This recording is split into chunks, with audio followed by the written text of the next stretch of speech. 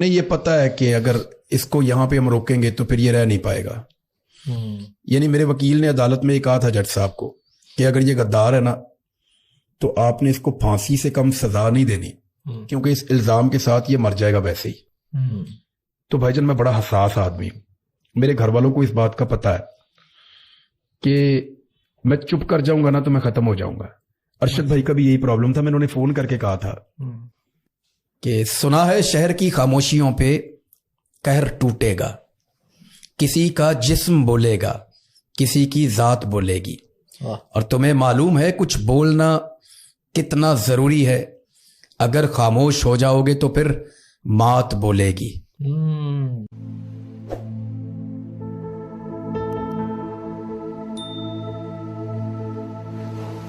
جی جی انہوں نے میٹنگ کی, انہوں نے کہا یہ جننے پرچے نے نا یہ سارے سیمینارز دینے. ہاں جی. اور اس میں انہوں نے ایک تجویز یہ دی کہ جب عمران ریاض بیٹھ کے بات کر رہا ہوتا ہے تو وہ کافی کنٹرولڈ ہوتا ہے, لیکن جب وہ کھڑا ہو کر بات کرتا ہے, اچھا میں بات کھڑا ہو کے بھی یہی کرتا ہوں. آپ کو پتہ ہے میرے کسی ایک جملے میں قانون کی خلاف ورزی نہیں ہے, وہاں پہ جو میں بات کر رہا ہوں. جی کسی ایک جگہ پہ کوئی فوجداری مقدمہ نہیں بنتا ہے, صرف وہ جو میرا بولنے کا انداز ہے نا جی جی وہ شاید اریٹیٹ کرتا ہے میرے دوستوں کو, ان کو برا لگتا ہے کہ یار ایسے کیسے مخاطب ہو سکتا ہے یہ. اب چوٹ کھائے ہوئے ہیں بھائی, ایک دوست کو دفنایا بھی ہے اسی لڑائی میں, میں نے بھی آنا ہے اس طرف, اور اسی ساری چیز کے اندر بہت ساری تکلیفیں اپنے اوپر اٹھائی ہیں. میں کیوں بتاؤں لوگوں کو کہ میرے ساتھ کیا کچھ ہوا ہے؟ میں اگر تفصیلات بتاؤں نا تو میں ایک کتاب لکھ سکتا ہوں کہ اس 10 مہینے میں نے اور میرے خاندان نے کیا کچھ برداشت کیا ہے, لیکن کس کے خلاف لکھوں گا, کس کو شکوہ کروں گا؟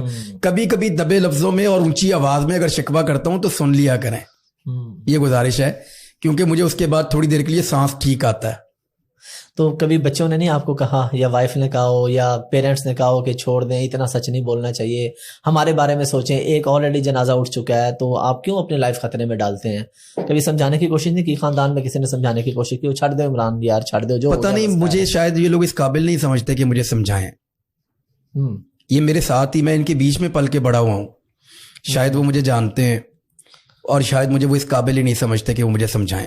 مجھے کسی نے نہیں سمجھایا, میرے اپنے لوگوں میں سے مجھے کسی نے نہیں کہا کہ یہ غلط ہے اس کو چھوڑ دو. نہیں میں غلط کی بات نہیں کہہ رہا, کسی نے نہیں کہا یا زیادتی ہو جائے گی یا اس میں نقصان ہوگا, مجھے انہوں نے نہیں کہا, میری ماں نے بھی نہیں کہا, میرے والد نے بھی نہیں کہا. میں حیران ہوں, میری بیوی نے بھی نہیں کہا. 1-2 دن میں نے اس کی آنکھوں میں پڑھا کہ وہ بہت فکر مند ہے, لیکن اس نے نہیں کہا. بچوں کو ہم ان چیزوں سے دور رکھنے کی کوشش کرتے ہیں, لیکن انہیں اب پتہ چلتا ہے سارا کچھ کہ یہ کیا ہو رہا ہے. سوشل میڈیا کا زمانہ ہے, چیزیں شیئر ہوتی رہتی ہیں. انہوں نے بھی نہیں کہا. تو ایسا کچھ ہوا نہیں کہ مجھے کوئی یہ بات سمجھا رہا ہو. میری ٹیم مجھے کہتی ہے, باقی اور باہر لوگ کہتے ہیں. میری فیملی نے اس معاملے میں آپ یہ کہہ لیں کہ آئی ایم بلیسڈ کہ یہ ساری تکالیف انہوں نے ہوتی ہوئی دیکھی ہیں.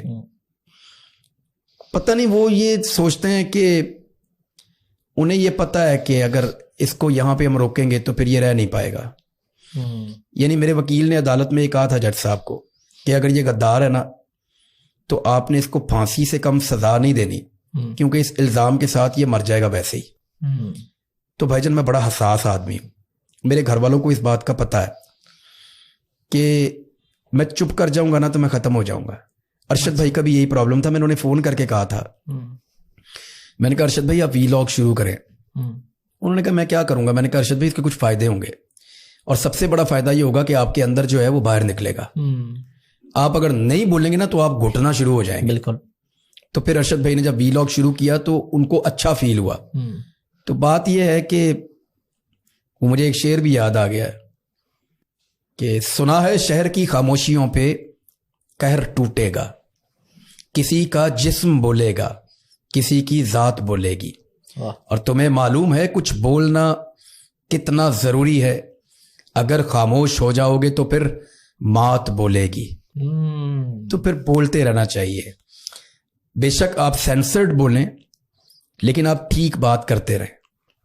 کدھر عمران بھائی آپ نون لیگ کی بیٹ کر رہے تھے, وہ تو فائدے بھی بڑے دے جاتے ہیں, اور ان کے بارے میں کیا آپ لوگوں کا یہ کہنا, میں آپ سے جاننا چاہوں گا کہ کیا واقعی ایسے ہوتا ہے کہ سنا یہ ہے کہ شریف برادران جو ہیں وہ کسی بندے پہ ٹرسٹ تب کرتے ہیں جب وہ ان سے کوئی فائدہ اٹھا لے, مجھے بڑے فائدہ نہ اٹھاؤ تو وہ نہیں ٹرسٹ کرتے آپ پہ. بڑے ایک سینئر صحافی ہیں, انہوں نے مجھے یہ بات بتائی تھی اچھا کہ یہ تب تک آپ پہ ٹرسٹ نہیں کریں گے جب تک کہ آپ ان سے کوئی فائدہ نہیں لیں گے, یا ان سے کوئی بڑا کام کروائیں جس میں آپ کا مالی فائدہ ہو, یا ڈائریکٹ آپ ان سے مالی فائدہ لیں, ادروائز یہ کبھی آپ پہ ٹرسٹ نہیں کریں گے. ٹھیک ہے. تو میں نے کہا اگر یہ نہیں ٹرسٹ کرتے تو اس سے فرق کیا پڑتا ہے؟ تو اس پہ پھر انہوں نے کچھ بھی نہیں کہا. بہرحال یہ ان کا وتیرہ تو ہے, یہ کوشش کرتے ہیں. مجھے اگر آج تک کبھی کسی نے برائب کرنے کی کوشش کی ہے تو وہ صرف انہوں نے کیا اور کسی نے نہیں کی. تو شہباز شریف صاحب تو پرانے دور میں پریس کانفرنس میں آپ کا نام بھی لیتے تھے, پھر وہ آپ کا نام لینا چھوڑ گئے تھے, تو کیا کوئی لڑائی ہو گئی تھی آپ کے آپس میں؟ نہیں, یہ آپ کو پتہ ہے یہ کوشش کرتے تھے. یہ ایک سیاسی رشوت ہوتی ہے, یہ ایک سیاسی رشوت ہوتی ہے. لیڈر یعنی وزیر اعظم ہے یا وزیر اعلیٰ ہے, جی جی, وہ پریس کانفرنس کر رہا ہے, سامنے 10 15 20 50 صحافی بیٹھے ہوئے ہیں, وہ ان میں سے 3 4 کے نام لے رہا ہے کہ جناب آپ فلاں نام لے کے آپ سوال کریں, جناب آپ.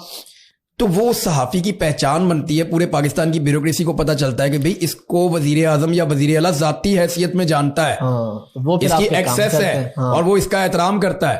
تو اس میں اس صحافی کے بے شمار کام نکل جاتے ہیں. یہ ایک سیاسی آپ نے دیکھا کہ نارملی دنیا میں ایسے نہیں ہوتا. جو وزیر اعظم یا صدر کے ساتھ کھڑا ہوا آدمی ہوتا ہے وہ نام لے کر کہتا ہے, یا ادارے کا نام لے کر کہتا ہے, یا اشارہ کر کے کہتا ہے کہ آپ سوال کر لیں. ڈائریکٹلی صدر یا وزیر اعظم وہ یہ نہیں کر رہے ہوتے. یہ آپ کو یہاں پہ ملے گا ہمارے ریجن میں. یہ ایک سیاسی رشوت ہے جو دی جاتی ہے, اس کا نام لے کر اس کو رجسٹرڈ کیا جاتا ہے اداروں کے سامنے کہ یہ خاص آدمی ہے اور اس کی میرے تک ایکسیس ہے اور میں اس کو ذاتی حیثیت میں جانتا ہوں. پھر نام لینا چھوڑ کیوں دیا انہوں نے آپ کا؟ اچھا, میرا 2-3 دفعہ انہوں نے نام لیا تو میں نے سوال اچھے نہیں کیے, تو انہوں نے ہاں جی, تو انہوں نے کہا دفعہ کرو. اچھا, تو اب لوگ آپ کی بات سے یہ سمجھتے ہیں کہ آپ کی کوئی باقاعدہ ایفیلیشن ہے یا کوئی باقاعدہ سپورٹ ہے پی ٹی آئی کے ساتھ, تو اس بارے میں تھوڑا کلیریفائی کریں کہ یہ کیا ریزن ہے, آپ کی لائن ان کو اچھی لگتی ہے یا آپ کی لائن ہی وہی ہے؟ اور خان صاحب میں اور ان میں آپ نے کیا فرق دیکھا؟ جب آپ نون لیگ پہ تنقید کرتے ہیں وہ کیا کرتے ہیں, اور جب خان صاحب پہ تنقید کرتے ہیں, یا ہم نے تو آپ کو کیونکہ جانتے ہیں بہت کچھ دیکھا ہے, آپ نے جب انہی کی سٹوری پکڑ کے انہی کے سامنے رکھی تو ان کا کیا ریئیکشن تھا اس پہ؟ دیکھیں, عمران خان ڈیفرنٹ تو ہے, یہ تو سب کو پتا ہے. نون لیگ کے خلاف آپ سٹوری کرتے ہیں یا ان کے کسی بندے کے خلاف کریں تو وہ شکوہ اور گلہ کرتے ہیں. میں نے نوٹ کیا عمران خان کے خلاف آپ جینوئن سٹوری لے کر جائیں تو وہ اس طرح نہیں کرتے. اچھا, اور 1-2 واقعات ہیں اس طرح کے. لیکن ایفیلیشن کی بات جو ہے اس کو ذرا تھوڑا سا اور ایکسپینڈ کر دیتا ہوں میں آپ کے لیے. پاکستان میں لوگ یہ سمجھتے تھے میں فوج کا آدمی ہوں.